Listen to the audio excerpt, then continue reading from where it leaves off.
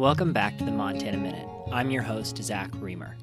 Today, I'm going to discuss what the readjustment period can be like for service members returning home from deployment in the U.S. military. The question I want to answer here is how to make that readjustment period easier on the service member and his or her family. I want to learn about what makes the readjustment period difficult and what the veteran and their family can do to help ease this transition. To this end, I've invited some expert guests to speak on the issue.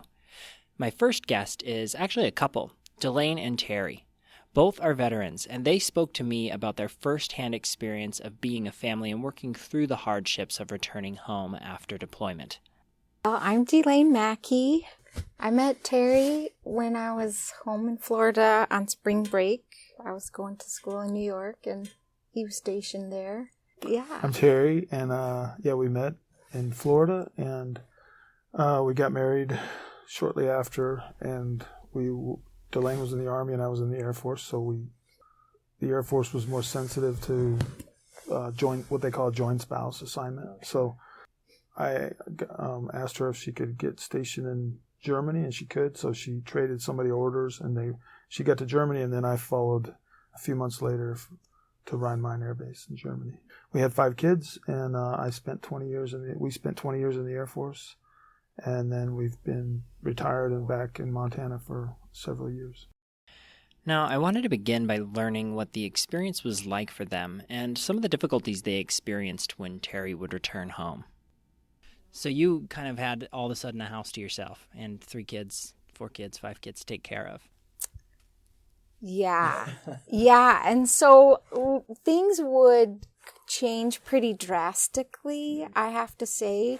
Dad's the one that, he'd been gone. He missed the kids. He'd want to keep them up late and play with them when he was home. And I would be the one that would be like, oh, it's 7:30. It's time for bed. And, so the kids were very resilient, and they did well with that.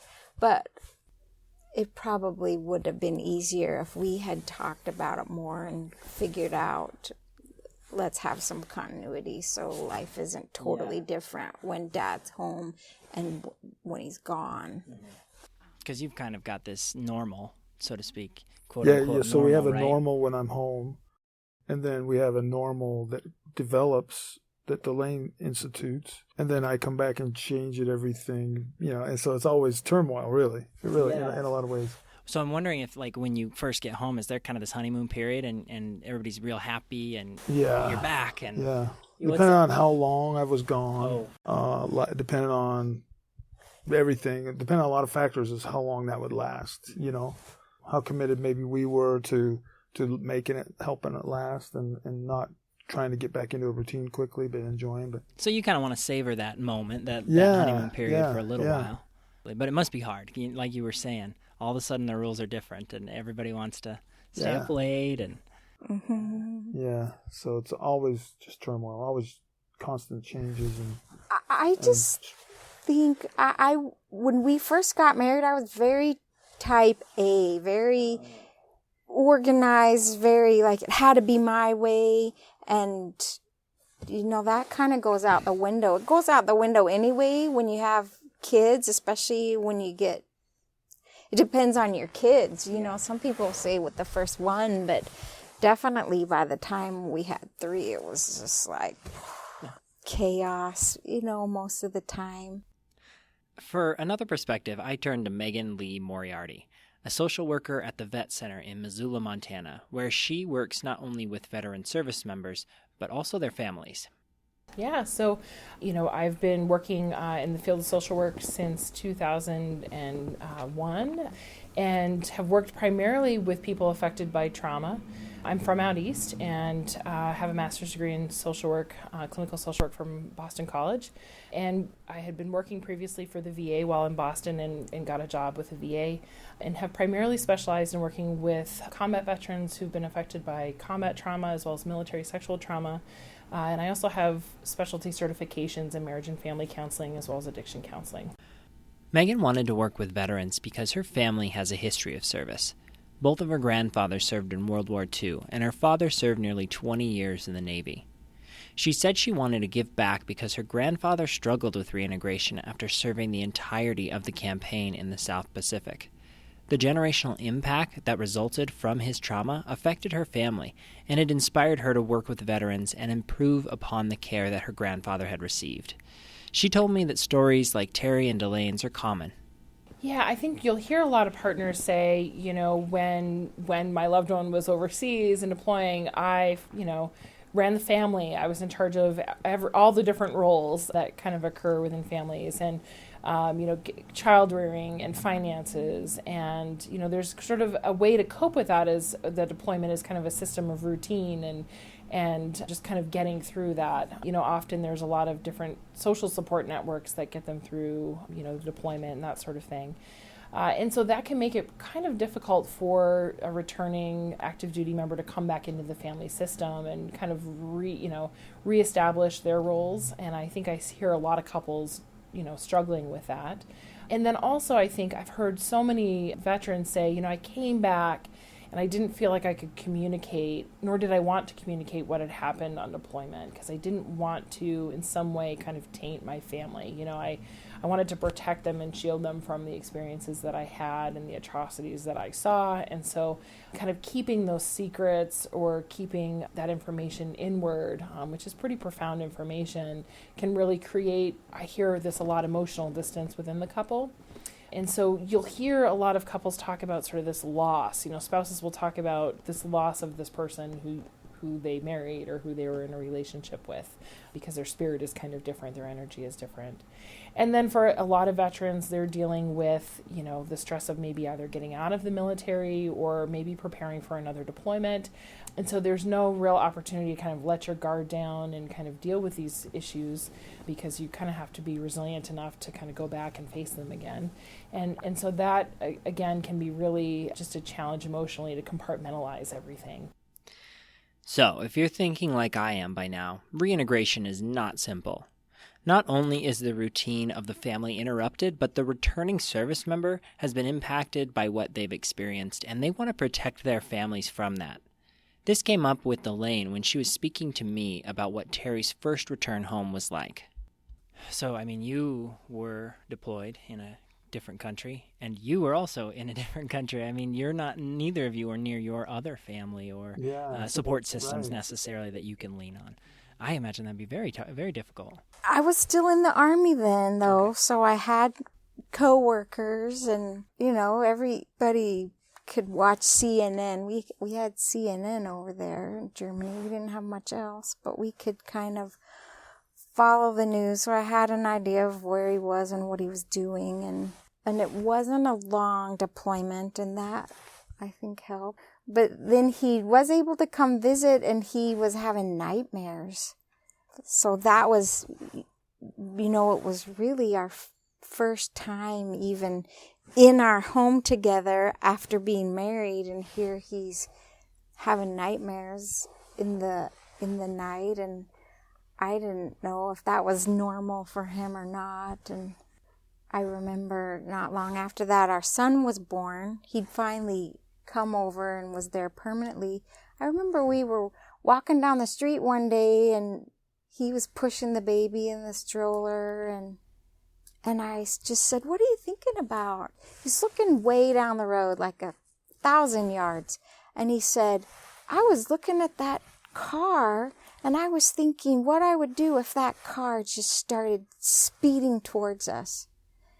And that was back before they even talked about PTSD or any of that. And so I'm just kind of clueless, and I just thought, wow, men and women are really different, because that never occurred to me, that to even be thinking about what if. It seems to me that moment must have been evidence for Delaine of some kind of change in Terry that presented a wall of sorts. But Meaghan told me that this is normal. Veterans, she said, are a very resilient group, and as a result want to see how far they can make it on their own dealing with complex trauma from what they've experienced. But Meaghan also said that the struggle to deal with this in reintegration is actually a good sign. And, I think we really work on, especially with veterans, destigmatizing this idea that, of having trauma. I always say, it's less concerning to me that you're having this problem with readjustment, because if you didn't, I would be very concerned about you emotionally and as a person, that you saw these atrocities and engaged in war and were unaffected by it. And, and I think that a lot of people are really kind of letting go of that stigma can really help them kind of access services and really open themselves up to receiving support and growth. And Terry and Delaine agree that this struggle is normal. It's part of the experience. I think they've normalized it more the last 10 years, 15 years to make it, hey, it's just part of deployment, it's part of marriage, it's part of you as you go through these experiences. You're going to have challenges and issues, and you're going to have to understand what they are and deal with them or get some help or whatever. But it's not like the stigma's been taken away. It's almost even cool to say, you've got PTSD or traumatic brain injury or something. Oh, gee, yeah, like everybody's trying to show off their scars. This is more of a mental one, right? Exactly, yeah.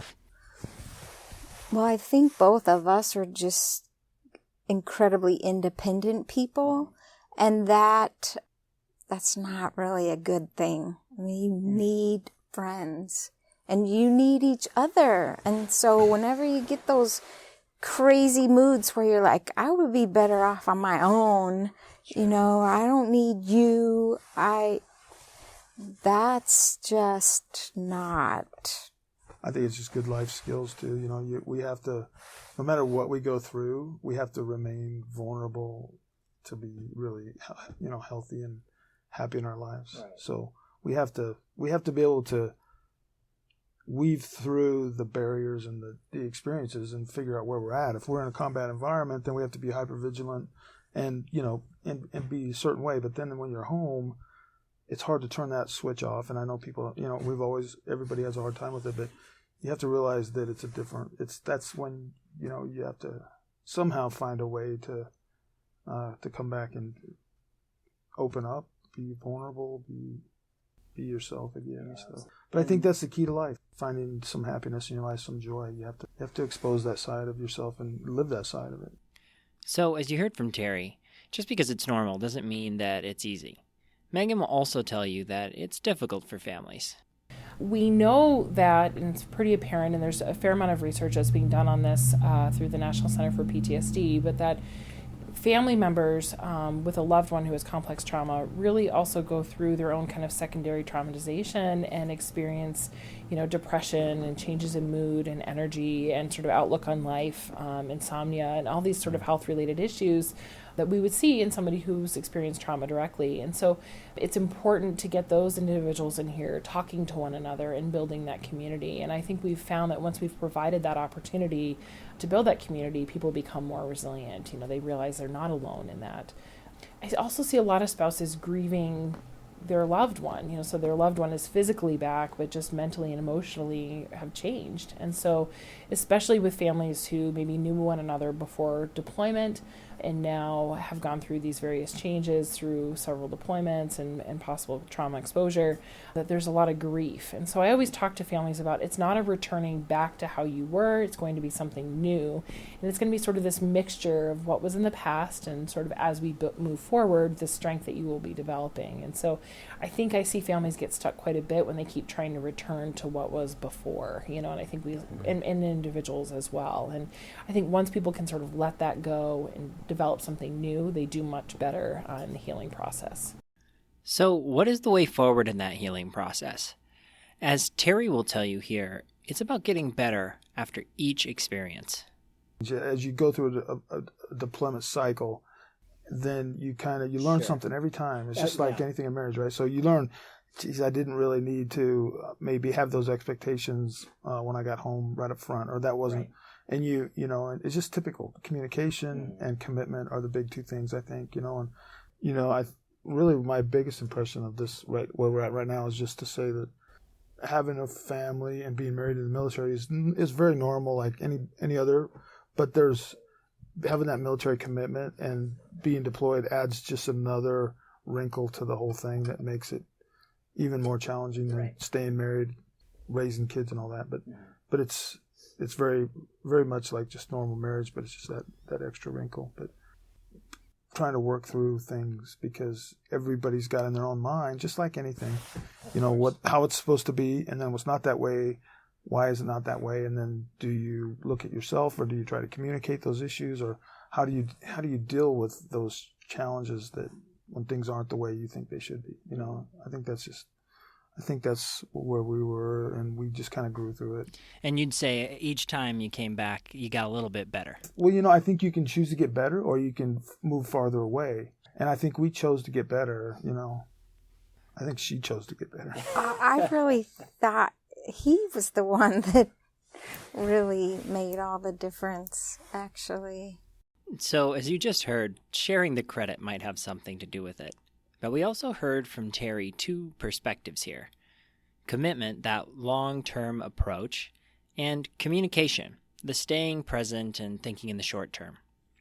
What I've gathered is that as a returning service member, you're going to learn along the way, but it's difficult and it takes work. I would just say you just have to stay committed to it. Yeah. You have to stay committed to it because it's not going to be easy.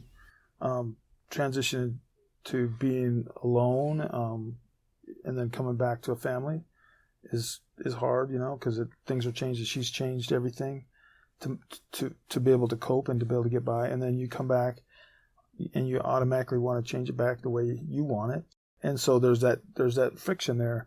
And so you just have to stay committed, and you have to work through it, and you have to, I think today there's too many people that want to, it's interesting. I was thinking about it this morning, but they'll commit to their brotherhood or to their unit or to the men that they fight with or next to, but they won't commit to sticking it out with their family and wives. And the same thing it's just society. I think we just have to keep that commitment to the family first and foremost too. It's not, you can't, it's just another commitment we have to keep, I think. So there must be some kind of transference of skills that you can take from that one commitment. I think so. I think so, but it's just those interactive human skills, that you may or may not have, but you have to learn, and so you have to stay committed. Again, I think it's more than anything, it's just staying committed to doing it, and I think you have to be you have to be able to say that's last deployment, whatever it was, that's behind us. We're going to do better this time, and that's how I think you can keep it going, because grudges just in marriage never work, and especially when you make mistakes on reuniting or whatever the mistakes are.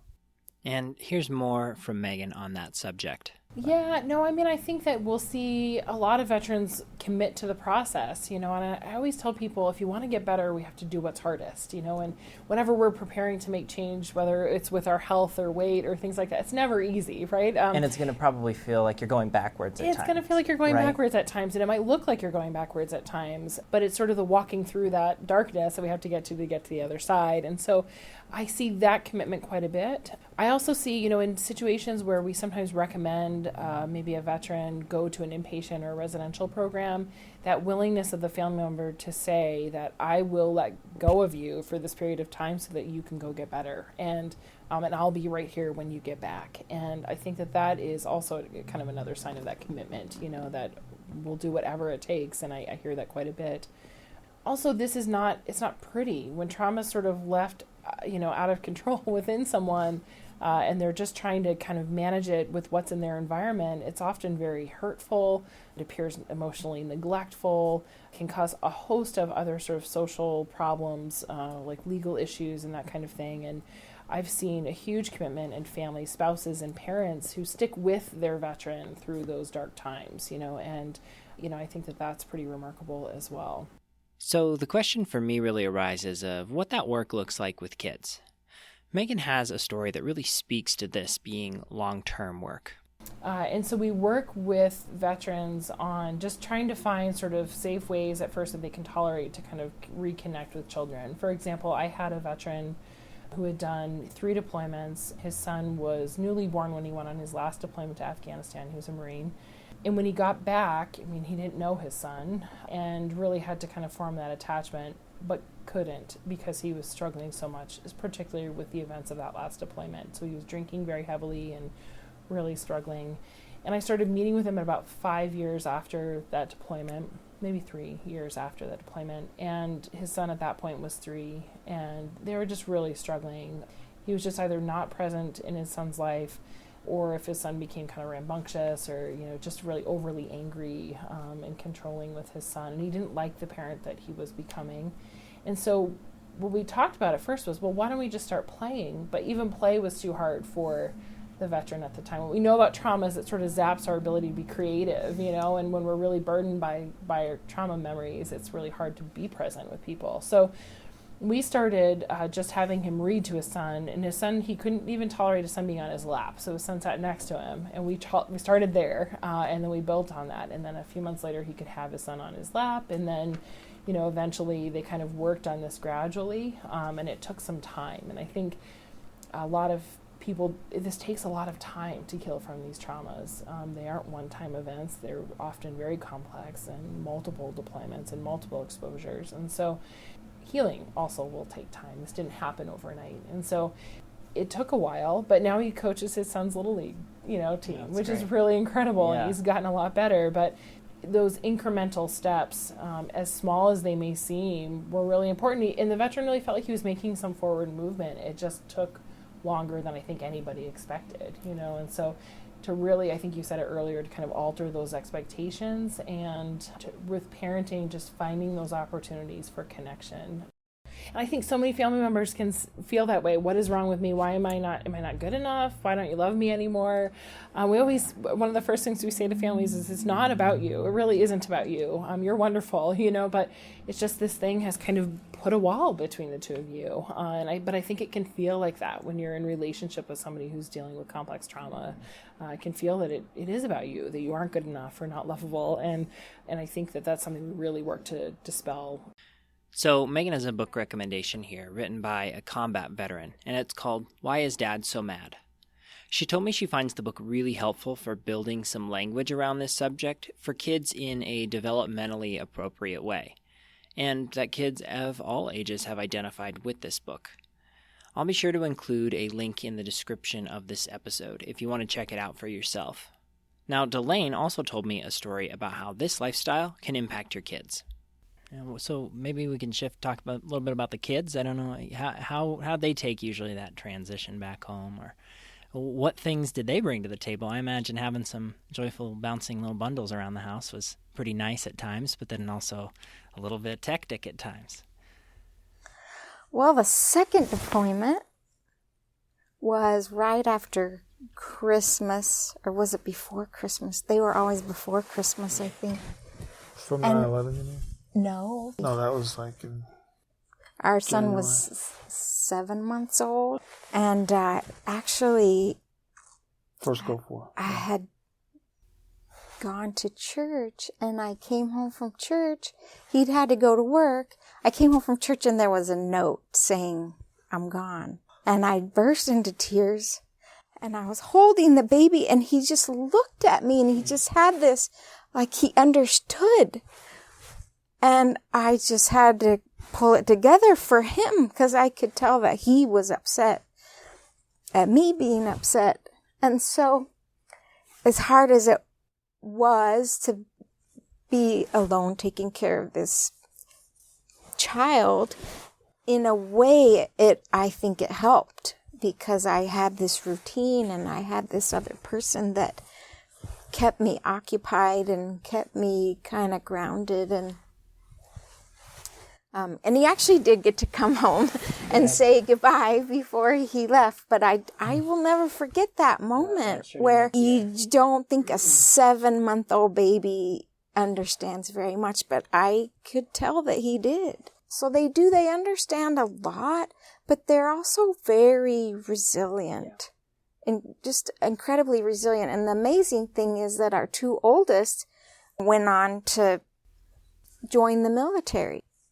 That really speaks to me about that commitment you mentioned in your marriage, not just your marriage, but your family, to the service. Yeah, because it's a sacrifice for the kids too, to have their dad gone. Deployment, reentry, trauma, it can be very difficult on veterans and families. But if there was anything that I've learned in this conversation with both Terry and Delaine and Meaghan, was there is a lot of hope and things do get better. If you can continue to build on your communication skills and do better each time, that commitment can really pay off. I want to let you hear some final words of advice from our guests, but before I do, I want to say something about safety.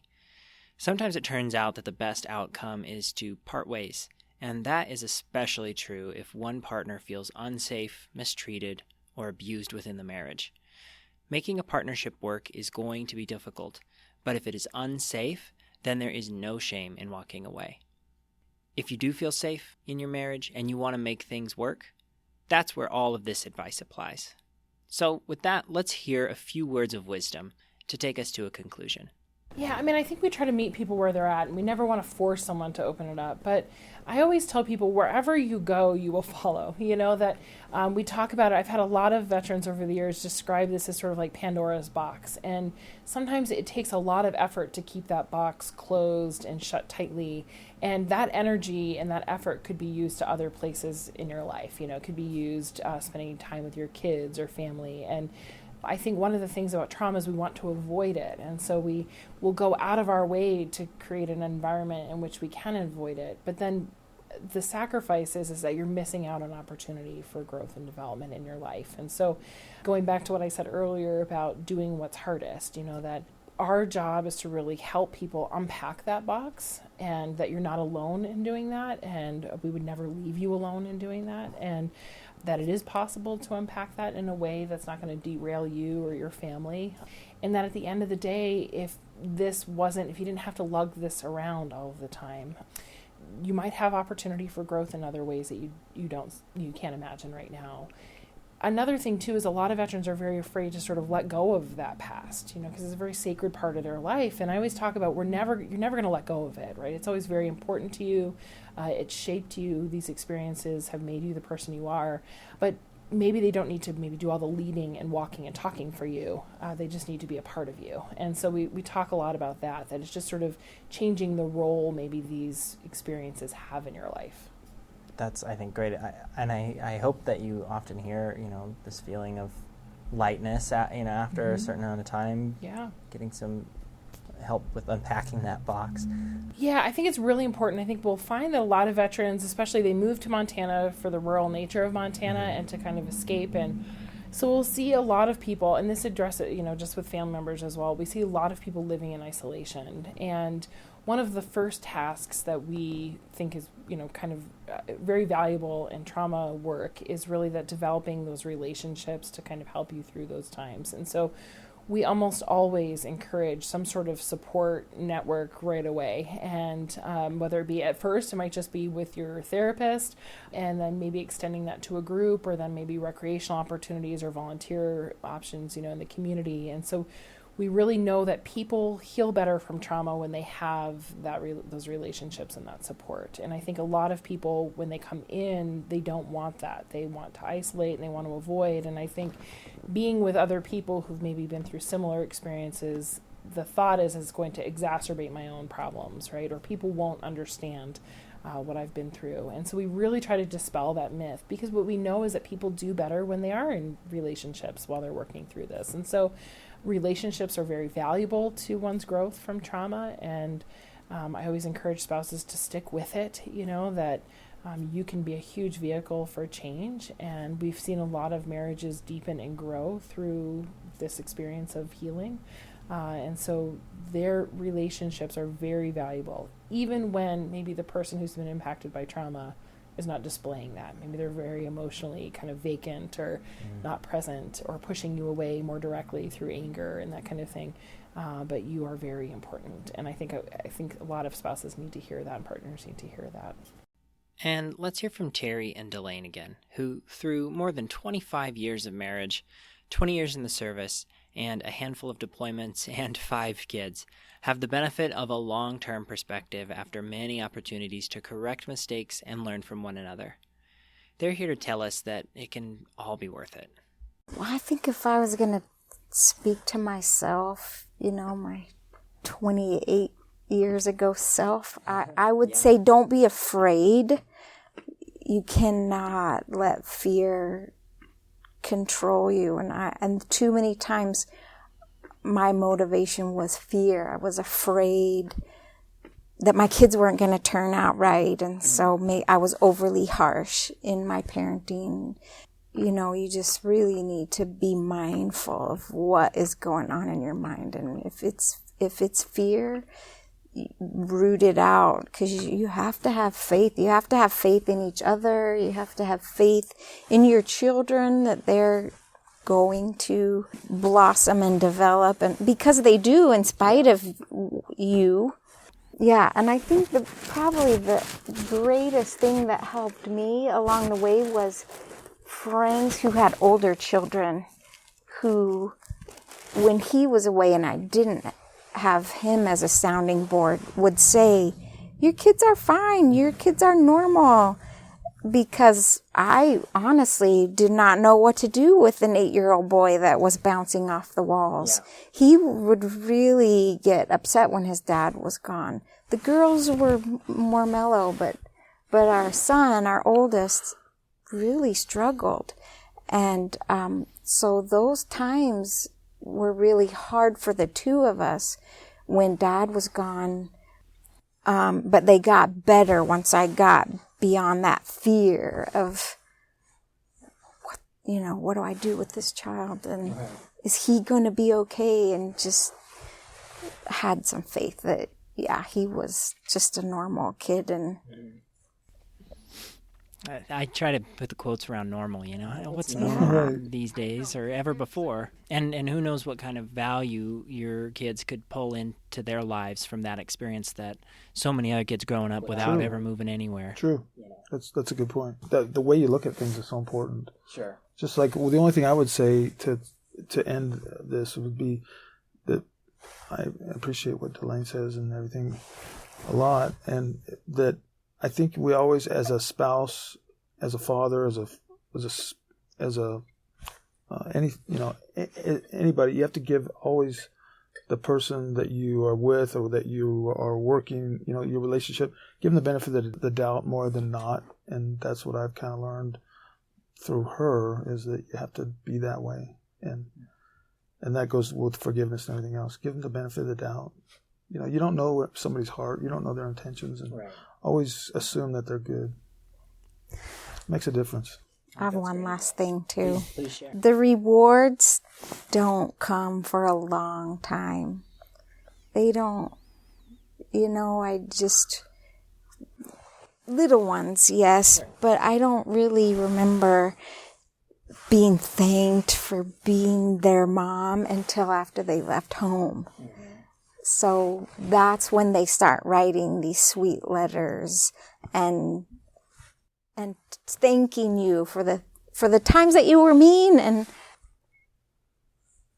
but they do come. They do come. You just have to have faith that it's worth it. It's so worth it. I've never regretted staying married, I'll tell you that. But I think I would regret it. I guess my point is I think I would regret it if I did give up. It's not just like 1 + 1 = 2. 1 + 1 equals way more than 2. It's just, there's days that it doesn't feel like that. Sure. But hang in there. Not for me. Because I've never had those days. You just have to hang in there. I'm just glad she hung in there long enough.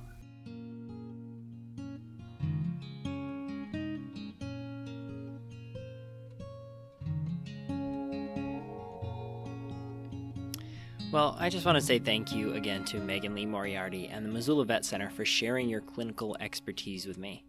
And thank you for all your hard work, Meaghan, for what you do working with veterans and their families.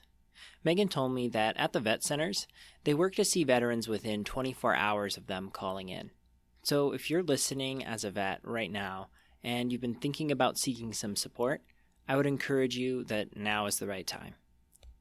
I can't say thank you enough to Terry and Delaine. First, thank you both for your service. Second, thank you for sitting down with me and sharing your story. I really hope that in doing so, you are helping even one couple going through the struggles of reintegration. It was inspiring to me to see two people committed to each other and their family who were quick to give credit and encourage each other. Thank you for joining me on the Montana Minute. Please tell me what you think about this episode in the comments or review the podcast on iTunes. That will help us get this information out to an even wider audience. Please take care of yourself, and I'll see you next time.